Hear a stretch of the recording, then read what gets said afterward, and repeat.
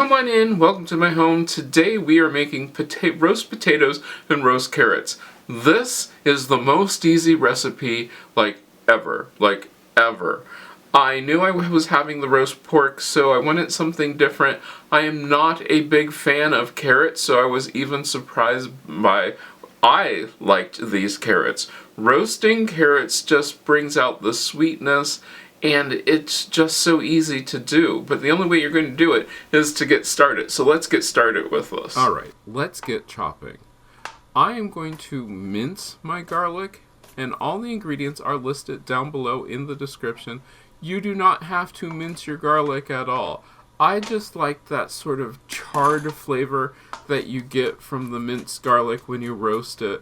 It gives it this sort of nutty, charred type flavor, which I really like. And you'll notice about my carrot has been peeled.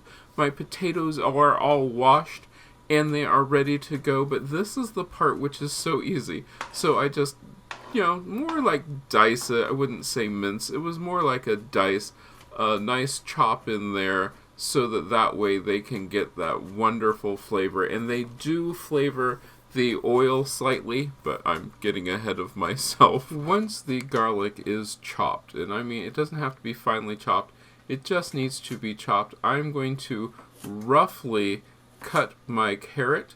I am not even attempting to make this like anything other than just big half slices of carrot.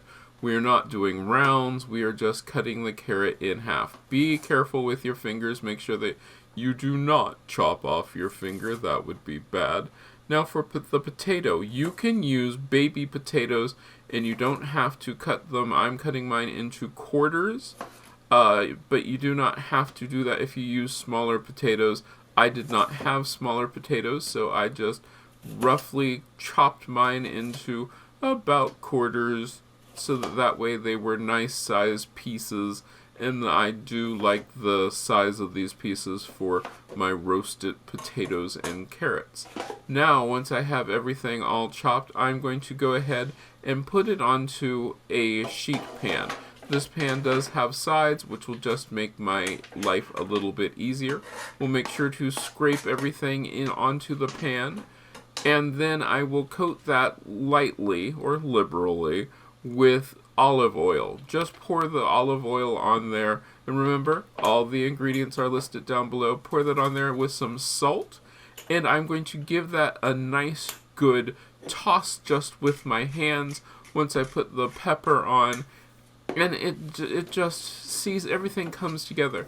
Now, if you do not want your garlic to over brown, you are going to want to keep an eye on it. Then you are going to pop this into the oven and it will be ready for you. Once everything is cut and all oiled, it goes onto, of course it went onto the pan, and now we're going to put it into the oven and roast it.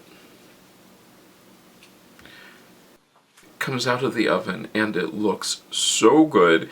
It tastes so good, and this with the pork roast was just the perfect meal for that Sunday afternoon when no one really felt like cooking, and I really didn't have to do much cooking at all. A little bit of chopping, a little bit of mixing, and everything was done. I love recipes like this.